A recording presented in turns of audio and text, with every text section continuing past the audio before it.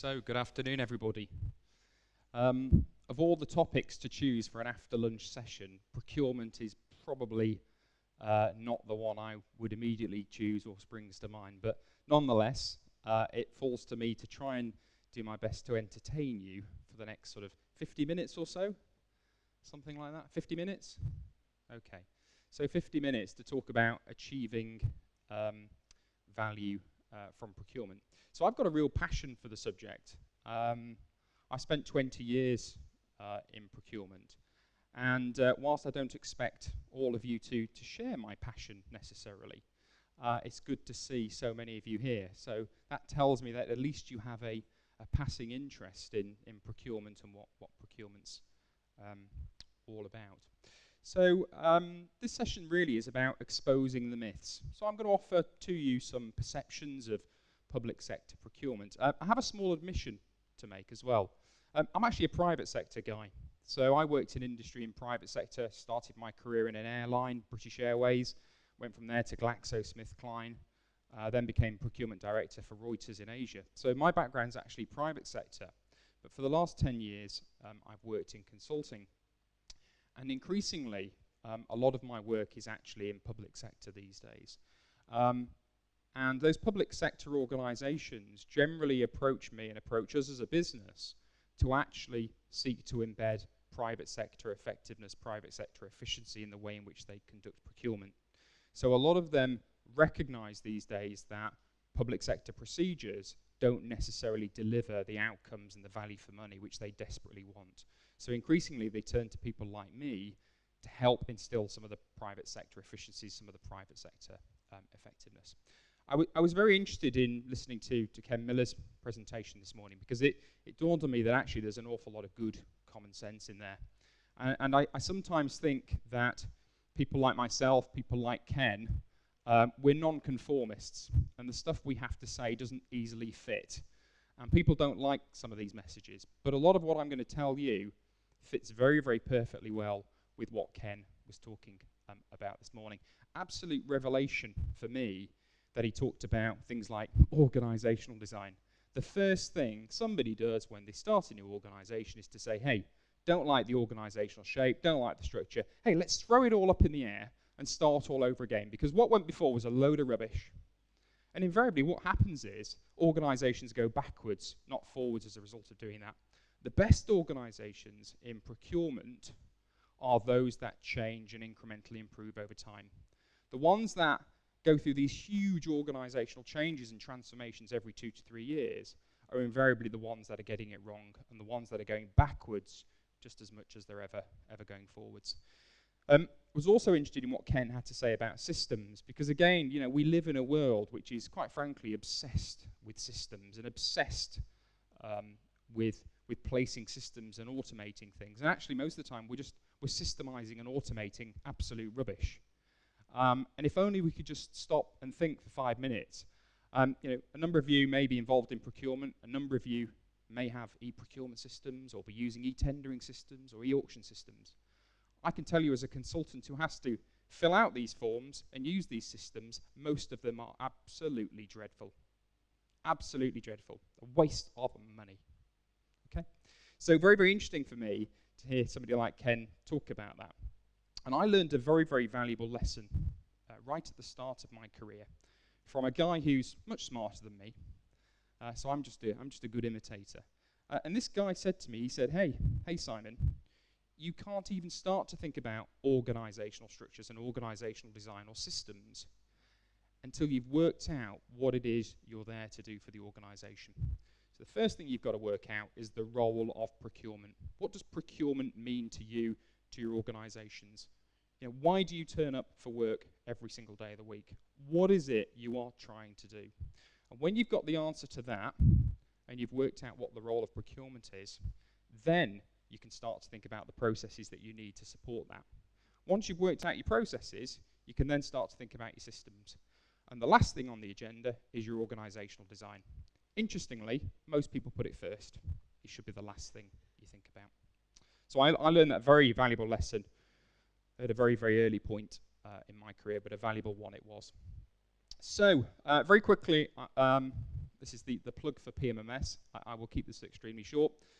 We've been around over 30 years, so we're an organisation that's 100% focused on equipping and enabling procurement talent. We do consulting, and we do learning and development, essentially. And as I say, increasingly our work is public sector as well as private sector. About 70% private sector still, but 30% public sector, and very much growing. Actually, I will allude to this later, but one of the things that's prevented us from doing more work in the public sector is the difficulty of getting your foot in the door, the difficulty for SMEs like ours of actually winning business, the cost of tendering, the cost of bidding. It doesn't suit our business particularly well. We're pretty big in terms of scale, so we have offices across 5 continents, and we deliver these days in 11 languages. So we've got businesses in Australia, New Zealand, South Africa, Turkey, Canada, and so on. Just to give you a feel for our scope and size, we deliver something like 1,500 workshops, training courses every year to about 10,000 professionals, and we assess about 2,000 people a year as well. And we do a lot of work with the professional institutes, so we have strong relationships with the Chartered Institute, Purchasing Supply, Purchasing Management Association of Canada, and so on. So that's PMMS for you. So let me sort of start this presentation by talking to you about some of the perceptions that I have of public sector procurement. And they're not only my perceptions, they're the perceptions of my colleagues and also my friends, a lot of which work in public sector. Some of them are public sector through and through.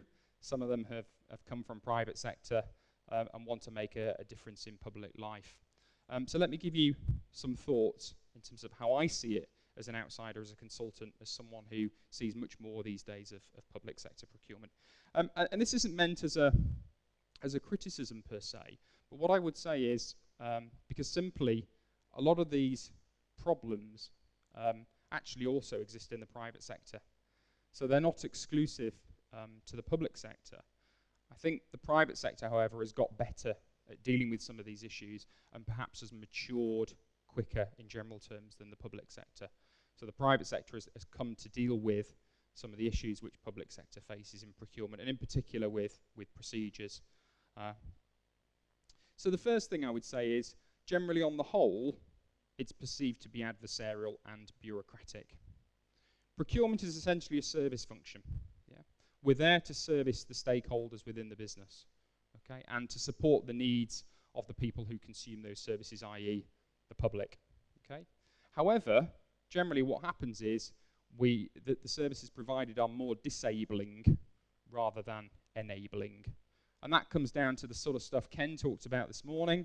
So Ken talked about the fact, well, hey, why does it take 90 days to get a requisition through the system to place a purchase order? Simple stuff like that. That's just terribly disabling. Why would anyone want to use a procurement function when it takes 90 days to do something? Yeah, that's not helping business. That's not helping colleagues. So that's the first comment I would make. It happens also in private sector. History of delivering poor value. Dreadful record of projects going over budget. Scrapped projects, billions spent on things only to have them scrapped 3 to 4 years down the line. Part of the problem there, of course, is time delays as well. Particularly in things like defence, Ministry of Defence, they can make projects last 20 years if they want to. And you've got to ask yourself, why does that happen? If it was a civil project, if it was sat in the private sector, they'd have it delivered within 2 to 3 years, even the most complex of projects. And it's somehow in the public sector, there's sort of this emphasis and sort of motivation to complicate things, to sort of draw out things much longer than they really need to be in reality. In terms of cost overruns, when I'm doing the work in the private sector with the clients, and certainly I can only talk in terms of my experience, generally a budget is set for a project, a big project, an infrastructure project. We source a supplier, we negotiate a deal, and generally then what happens from there, the budget is set, the budget is a maximum, and we look to take cost out of that budget over the lifetime of the project. Invariably, what I see happening in the public sector is the budget is used as the baseline and then starts to increase. So private sector has a view which says we'll set the budget and it's down from there. Public sector things tend to start escalating once the project's being implemented. Or certainly that's my experience. Procedures have created fear in buyers and encouraged caution.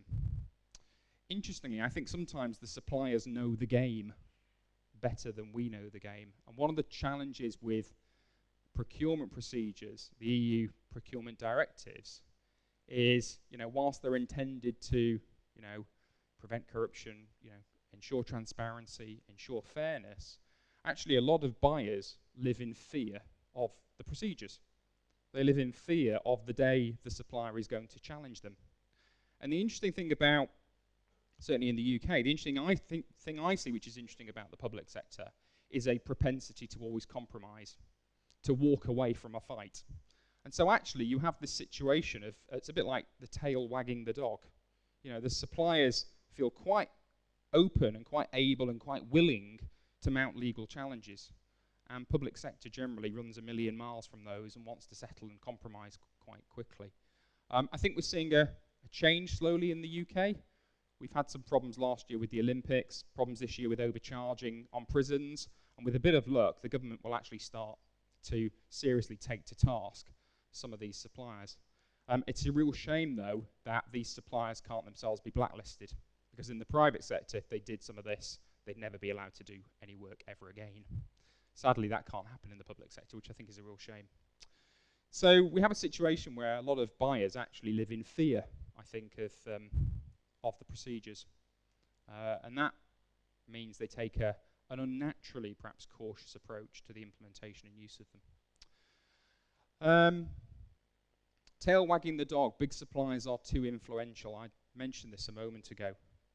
Certainly in the UK, the big consulting firms and the big IT businesses crawl all over government. Absolutely crawl all over the government. And have massive amounts of influence in the scoping of work, the ideas that are formulated by government, and the way in which those things get implemented. I saw a tender recently, which we had the opportunity, in fact, to respond to, except I took one look at it, and it was written for somebody else. The tender was written in such a way as there was only one supplier who could possibly win it. Now, where does that sit against fairness and competition? It just doesn't. But I can tell you the supplier involved almost certainly had a hand in influencing the government policy, which led to the creation of the scope of work. So we need to somehow put this right. We need to somehow manage these, and manage is the right word, I think, manage these big suppliers more effectively so they're not able to influence governments and politicians as effectively as they seem able to do these days. The other thing to say is I think the directives don't support small and medium enterprise. In the UK, David Cameron, our Prime Minister, has made a big play for 25% of business will go through SMEs. We're still an awful long way away from the reality of that, and I think it's a bit of a pipe dream, for want of a better phrase. The barriers are too high, and it's simply too difficult for most SMEs. What we'll have is a situation where we'll have supplier tiering, so the big players will get the business, and then they'll be forced to subcontract it to some of the small and medium enterprises. Personally, I don't think that is an optimal solution. I think it works in some cases, but again, it's a bit of a backfitting a solution to meet a policy objective rather than actually doing procurement in an effective way. Again, it's a preconceived, pre-canned solution to a policy objective. I've put some case studies within this, and I just want to share with you some of these case studies, some thoughts around them, which I think reinforce some of the points I'm making. So in the last few years now, we hear more about outcomes-based procurement in the public sector. So public sector is moving more towards outcomes-based. Now, if we interpret that in private sector terms, what that generally means is much more attention being paid to assessing the problem, identifying the problem, and understanding the genuine needs. And the private sector's matured quite substantially in the last 5 to 10 years on this front. So no longer do they go into procurement projects with preconceived ideas of the solutions to solve the problem. One of the challenges we have, and this is in our sort of mental set, our psyche as human beings, is we tend to jump to solutions really quickly. Yeah? So we make a mental leap between the problem or the outcome and the solution in about 2 seconds. Whereas actually what we should probably do is suspend our beliefs a little bit and spend some time understanding the problem and the assessment of the problem before we jump to the solution. And the private sector's got quite smart at doing that in the last 5 to 10 years. One of the big issues actually is actually in identifying and defining the problem itself, because invariably there are many different stakeholders who have an interest in a project, and the big challenge is actually getting some consensus and agreement amongst them. And so that's one of the skills of procurement people, is actually to get some consensus and agreement. In public sector, and again this is my view, outcomes generally means a solution supporting governmental policy. Okay, so there is there's a quick leap from the problem to the outcome, and I'll give you an example of that. I'm not expecting you to agree though with me, by the way. So example, congestion charging scheme in London, established what now, 10, 12, 15 years ago. Stated outcomes were to reduce congestion and pollution in London. Seems like a noble cause, doesn't it? Yeah. So what were the options they considered? So they looked at a new tax on cars, they looked at tax on fuel, marketing to reduce car use, increased expenditure on public transport, and regulation. So some of those undoubtedly would support reducing congestion and pollution in London. Now, in order to reduce congestion and pollution, the sensible options might be, of course, to ban traffic. If you want to get rid of congestion, you ban traffic. That's the simple way of doing it. You pedestrianise cities, so you prevent traffic actually coming into the cities. You invest in public transport, which is one of the options, and of course you might look at green technology, which reduces pollution or at least makes the pollution cleaner.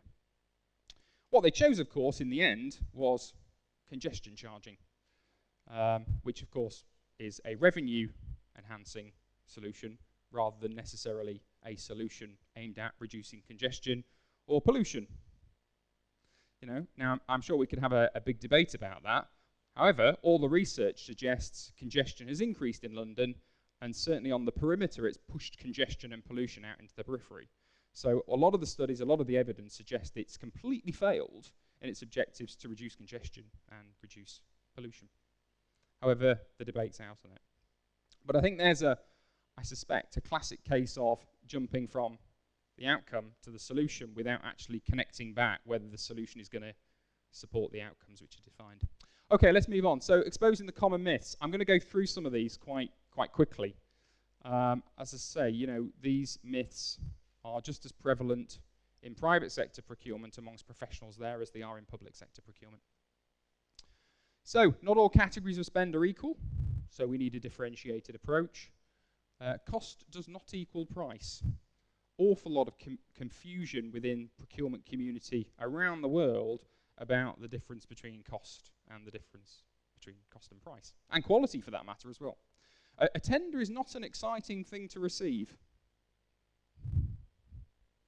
Hopefully you would agree with that. For those of you who have ever received tenders, I get to fill out quite a lot of tenders, and I have to tell you they are not particularly exciting to receive. Why bidding does not always deliver the lowest price. So let's explore that one. You will need the best suppliers more than they need you. So, a term called reverse marketing, some of you might be familiar with, turning buying on its head and actually working with supply markets to develop them and market ourselves to be more attractive to supply markets and to suppliers. Competition sometimes leads to higher cost and worse performance. And as I say, these myths exist in the private sector as much as they actually do in the public sector. So let's start by going through these. First one, not all categories of spend are equal. So there are some more equal than others, is what that might suggest.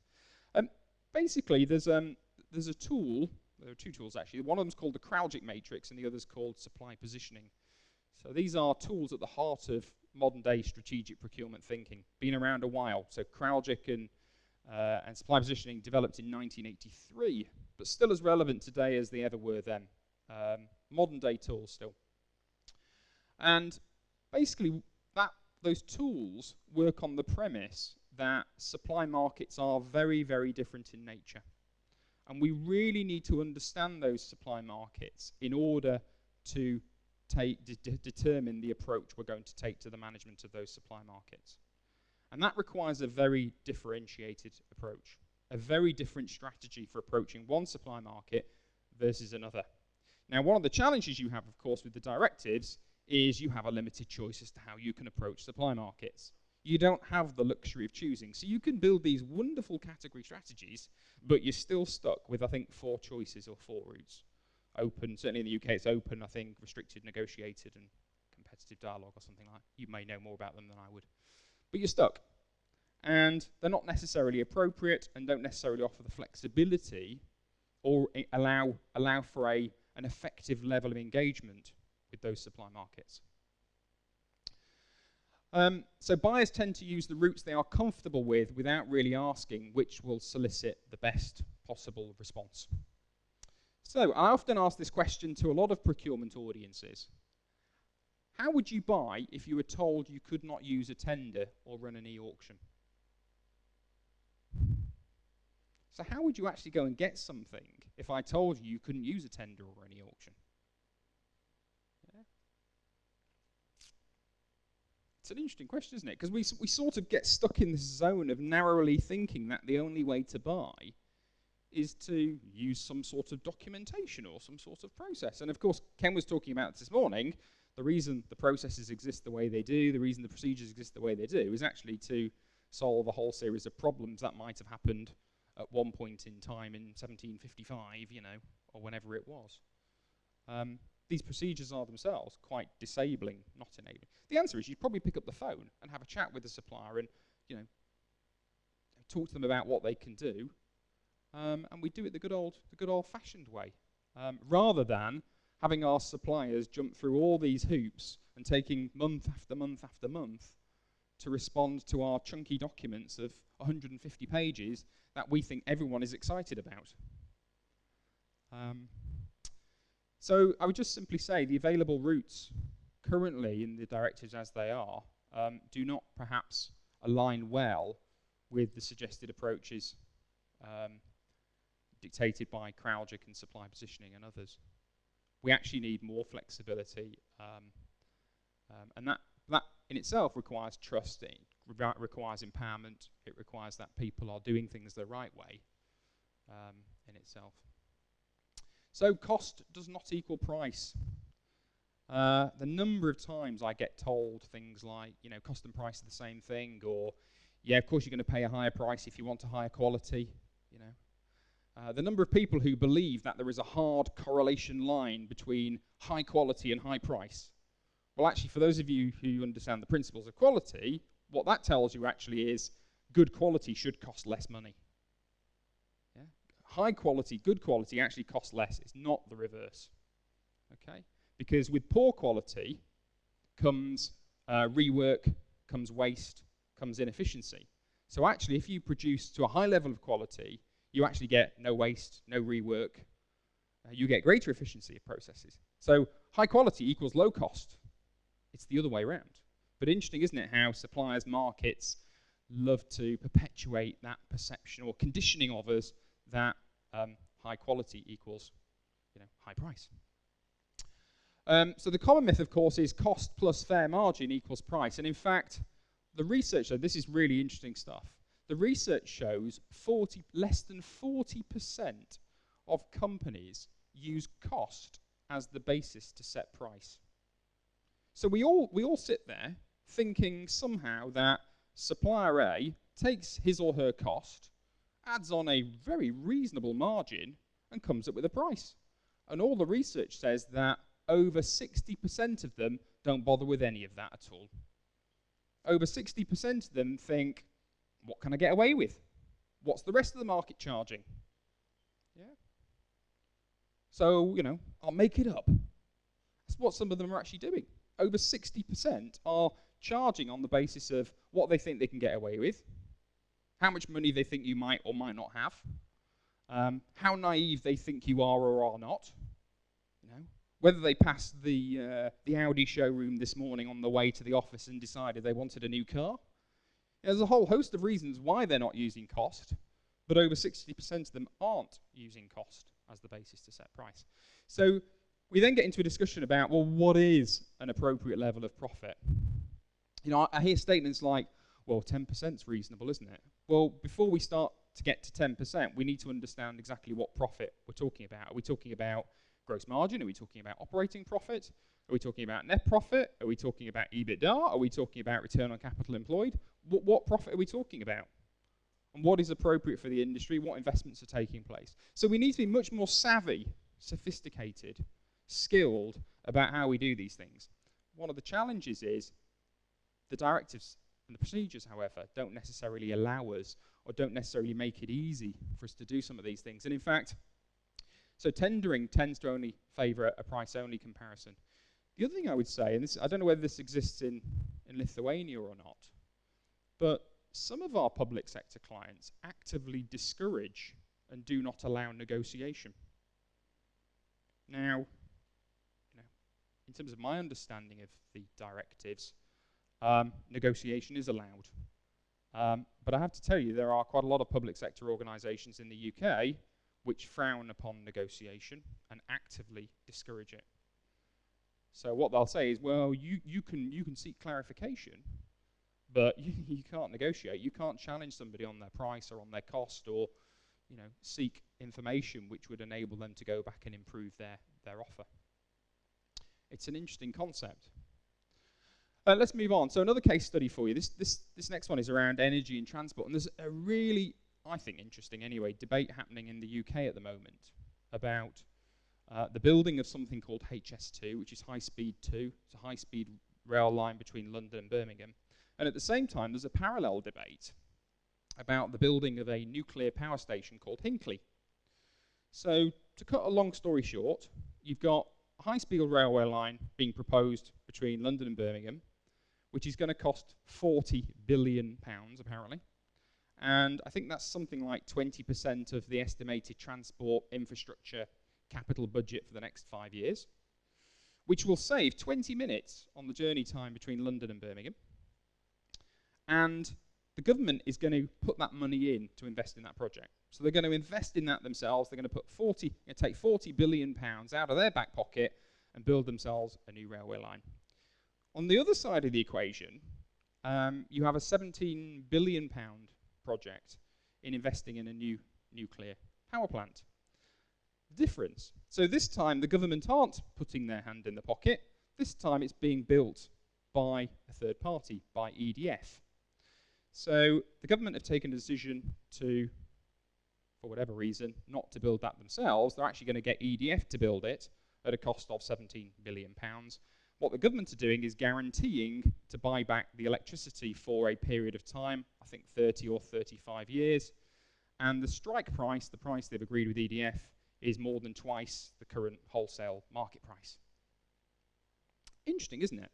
Now, I only look at this in terms of, if we go back to our original discussion, or my original point about business needs, in the UK, we have lots of different choices in order of transport to get between London and Birmingham. It's quite a competitive market. You've got cars, you've got bus systems, you've already got an existing rail system, you've got airports. So it's quite a competitive market. So there's already lots of available transport and options for people. And a lot of people are, would question really if 20-minute saving of time makes any fundamental difference to their lives. On top of which, the business case definitely suggests economic winners and losers as a result of this. So if you go to the other side of the equation, which is the nuclear power plant, apparently we are going to be desperately short of electricity within the next 10 years in the UK. There is a capacity shortage heading our way. Now, if you look at it in terms of urgency and in terms of need, one could easily argue that a nuclear power plant and the generation of electricity is much more vital to the economy and much more vital to people's lives than a transport solution when other options already exist. So in procurement terms, one might argue the power plant is a strategic asset. Actually, the train line is a tactical asset. So it sort of begs the question, why would a government choose to outsource the strategic asset, choose to put that in the hands of a third party, and yet the tactical asset they put on their own balance sheet? If you can answer that, you're a lot smarter than I am. But it certainly begs the question, I think. So where's the value for money test? So if I was a private sector operator spending £40 billion on a railway line, what return on my capital am I going to expect? Well, even at 10%, I want £4 billion back a year. I very much doubt it will generate £4 billion in revenue, let alone £4 billion return on capital employed. But hey-ho. A tender is not an exciting thing to receive. Have any of you ever received tenders? Yes, one of you, two of you, any more? Just two of you having ever received a tender? You've missed a treat. You've missed a treat. You've not lived life unless you've filled out a tender. Oops, I got that wrong, didn't I? So a tender is not an exciting thing to receive. I think the first thing we've got to ask ourselves here is, does it motivate the supplier? Yeah. So I think the really key thing here is, you can produce a very, very good, effective tender. A lot of tenders don't fall into that category. The key thing about tenders, I think, however, is to get the engagement right up front. We have to be able to have we need a motivated supply base if we're going to be really effective in procurement terms. So is it a cold opportunity? And in the same way that procurement people qualify, we pre-qualify suppliers, suppliers pre-qualify us as well. Yeah? Believe it or not, they look at all of you and say, hey, is this worth my time, my effort, my resource? Or actually, am I going to spend it elsewhere better? Okay? And the questions they ask are things like, is it real? Is it genuine? Is this just a benchmarking exercise? Is this just some sort of fanciful idea the government have got or this organization has which will go away? Can we win it? That's a really important one. Can we win it? Suppliers are really adept at asking those killer questions, if not to you as procurement people, but to the rest of your organization to find out if they can win it or not. Yeah. Questions like, so how do you feel about your current supplier? Are you happy doing business with them? Yeah. And your answer to those kinds of questions will determine their level of seriousness and interest in your tender. So the other thing about tenders, I would say, is they often ask questions which are irrelevant whilst failing to ask pertinent questions. The number of tenders I see, and I think to myself, I wish you'd just ask this, or you should have asked that. But instead, they ask me other things, and I'm like, what are you possibly ever going to do with that information?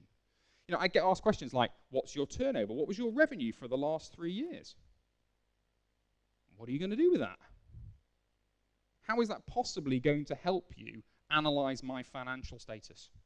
And actually, if I tell you my revenue is going up, is that a good thing or a bad thing? Well, most people would say revenue going up is a good thing. Okay? Here's the bad news. Growing businesses can have serious cash flow problems. So you don't actually necessarily want a business that's growing at a rapid pace, because that can cause you as many problems as a declining business. Yeah. So we perhaps need to ask some really pertinent questions in order to understand the suppliers that we're working with. They often set unreasonable requirements with little correlation to the requirement or an assessment of capability. Again, scope or the specification might be engineered in some way. That's often the case.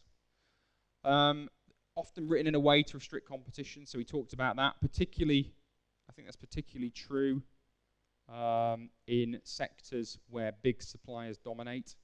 So consulting, professional services where the big consulting firms dominate. IT is a classic where, again, the big firms dominate. They have massive influence, in my view, over those tenders and over the processes. Is arm's length in nature? It doesn't generate discussion. Wouldn't it be nice if we could just have a face-to-face sometimes with suppliers and actually understand things and understand why they've put something within the tender? Yeah. But instead, if it doesn't fit our criteria or it doesn't conform, there's a tendency to throw it out rather than actually explore it, which I think is a shame. And this is a real worry for me as a practitioner. I see an awful lot of awards made on the basis of the customer having never taken an on-site appraisal, without never having taken a foot inside a supplier's building and actually understood how they do things, or visiting a reference customer.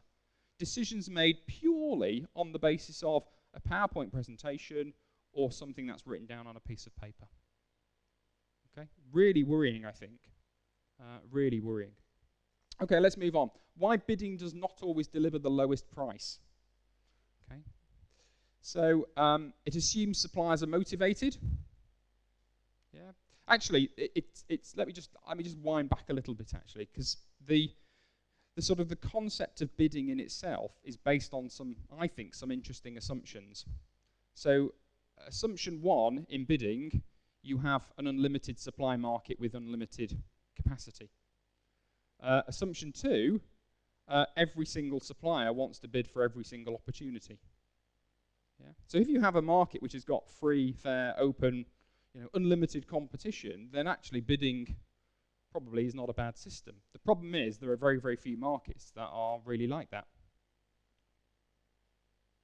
So it assumes the best suppliers are motivated to respond. Sometimes the best suppliers want to do something else with their time. They've got better opportunities. And it may not encourage someone to propose their best ideas or innovations. The number of tenders I see or bids that I see which say to me, please propose your alternative innovative solutions. In other words, what they're saying is, please entertain me. Okay? Now, here's the problem with entertainment. Okay? I could be a comedian. I'm not. I'm a procurement guy, obviously. But I could be a comedian, and you would find that funny and entertaining. Or likewise, I could be a dance act, and you could also find that interesting and entertaining. The problem with entertainment is you can't easily compare which is better, the comedian or the dance act. And this comes down to how we evaluate suppliers in itself, because we generally try and evaluate suppliers by comparing one supplier against the other supplier. I think what we should be more concerned about is comparing the solution, the idea, the proposal, against its ability to meet the business needs or the outcomes. So rather than comparing them against each other, you can compare them against their ability to actually solve the problem for you. That might be more effective. And also in doing that, it would actually enable you to compare different ideas and different solutions. The current system actually makes it really difficult to do that, because you can have a really good idea, but it looks so different, you don't know what to do with it. You're like, well, yeah, that looks interesting, but that doesn't fit in my template, or I can't compare it with Fred, who proposed what I asked him or her to propose. So it's a real challenge. The other issue, of course, is the really good businesses out there might not be tempted to share their best ideas with you. There's a classic example. So one of the things sort of which is inherent in a lot of tenders or bid documents is it'll say things like, please submit your questions to us. Okay? However, all answers will be shared with all bidders. Okay? Which, in theory, that seems like a reasonable idea. Let's make it fair, let's make it transparent. The challenge is, if I'm a supplier who's spotted an opportunity in the tender or spotted a mistake in the tender, I might not be motivated to come forward and ask the question, because I might see it as offering me some sort of commercial advantage over anybody else. So there can be some challenges with things like this. So certainly, suppliers don't want their best ideas, borrowed and stolen and taken for the public good. They are commercial enterprises, and they want to make a little bit of money at the end of the day. Our job is to make sure they don't make too much money, of course. Let's move on. So case study 3, and I'm going to speak here about the industry in which I find myself working, because it's one I can speak about from experience quite well. Most consulting services, professional services, are procured on the basis of, how long have I got? Have I got 10 minutes, Mindorgas? Hello? Hello? What time have I got till? Is it 10 to or 3? 10 to? So I've got 6 or 7 minutes. Okay, cool. I'll shut up then in 6 or 7 minutes. One of the challenges, most professional services and consulting assignments are procured on the basis of rate cards. In other words, day rates for professional services, for consulting services. However, there are actually two principal cost drivers in professional services and in consulting services. Okay, does anyone know what they are? There are two things that drive cost in consulting services: the capacity that I have and the utilization of that capacity. So the really important thing is how you utilize the capacity and the skill set that you're actually buying. The rate card is somewhat secondary or tertiary at best. The reason we buy on the basis of rate cards is because it's easily comparable. So here's what happens. Generally speaking, in the public sector, day rates are lower, but prices are often higher. Okay? Because they lowball the day rate to get on the preferred supplier list, bulk up the days on the project. So if you look at comparable projects between public sector and private sector, almost always more days on a public sector project, which is equivalent, than a private sector project. The other thing, of course, which this doesn't take account of is skill. Okay? And I think it was quite interesting what Ken was talking about this morning. The way to solve the problem is actually to speed things up. Yeah? With consulting services, what you're really buying is raw brain power. And actually, the skill therefore really matters. And there is an absolute difference. Sometimes you can put somebody into a role that will perform that job 2 or 3 times quicker than somebody else. Okay? Now, if you get that right person, the day rate is actually irrelevant to that point in time. So you could pay 50% more in day rate, but get the job done 3 times quicker. Okay? And in fact, I know we've lost jobs as a business because our fixed price was too low.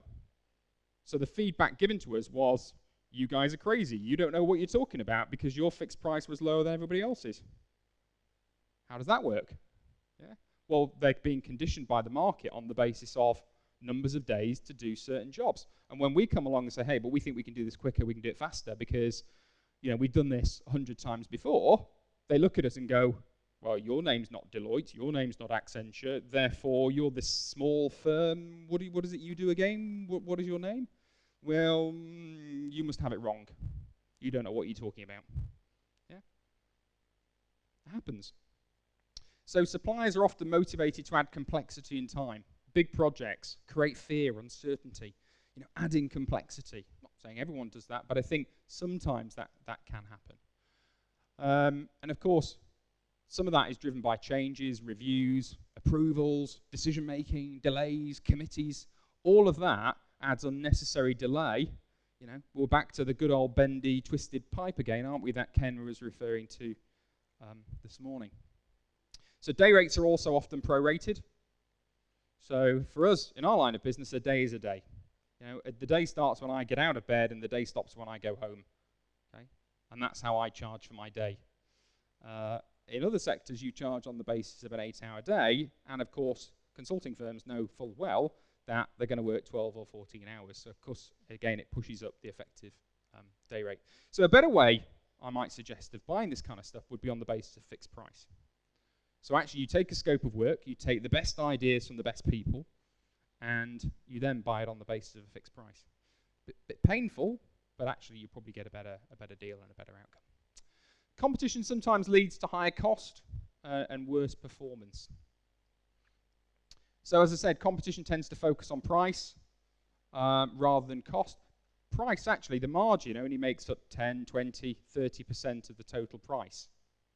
Yeah? So most of our procurement activity is focused on targeting only 10, 20, 30% at most of the price. If we really want to be smart about the way in which we procure, we need to target the 60 or the 70%, which is cost.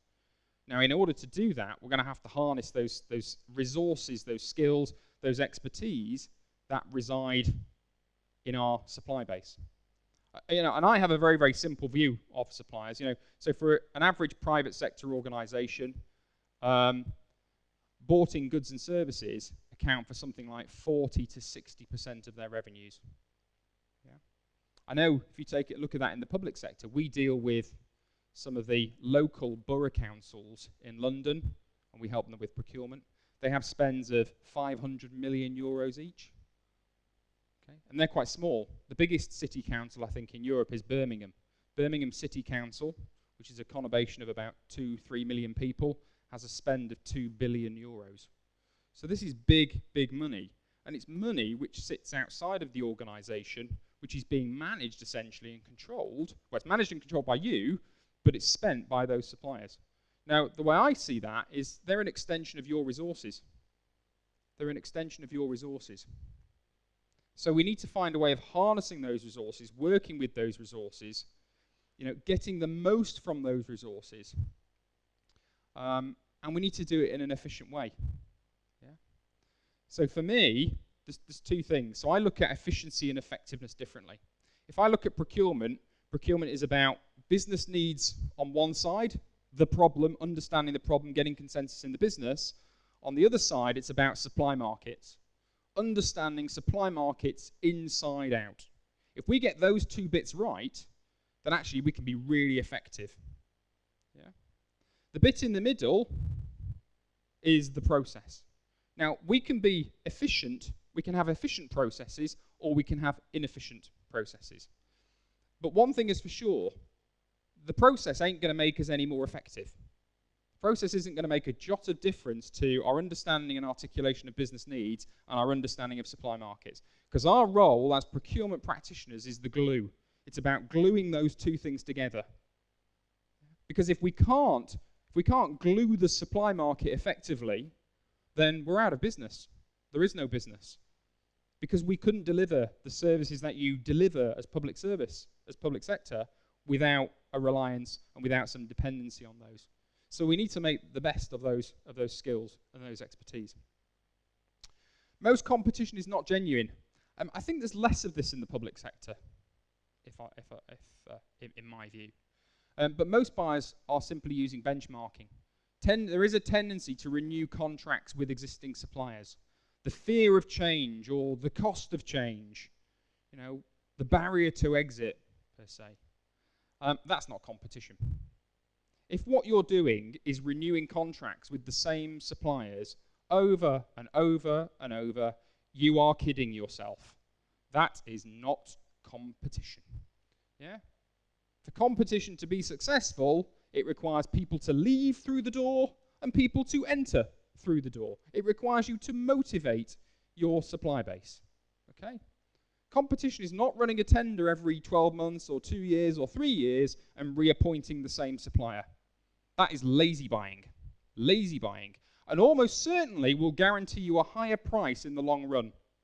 Because your message to the rest of the supply market is, we're not changing, we're not competing, we're just playing a game. And invariably, all the research suggests that when that happens, organizations pay a higher price in the end. So if you're going to compete, compete. Make it a proper competition. Because if you're not going to make it a proper competition, my serious advice to you is, don't waste your time and don't waste the supply market's time. Yeah? Don't do it.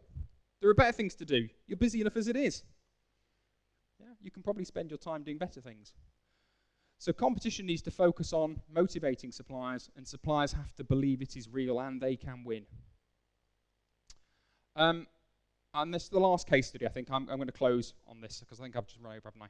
2 minutes, okay. So I'm going to look here at schools and hospitals procurement as a case in competition, and competition costing more money. And this is a sector I know quite well because I have a number of friends and also family who work in this sector. And very interestingly, they work in sales and business development in this sector. So the evidence which I'm giving you is straight from them, from a collection of friends and family who are involved in this sort of stuff.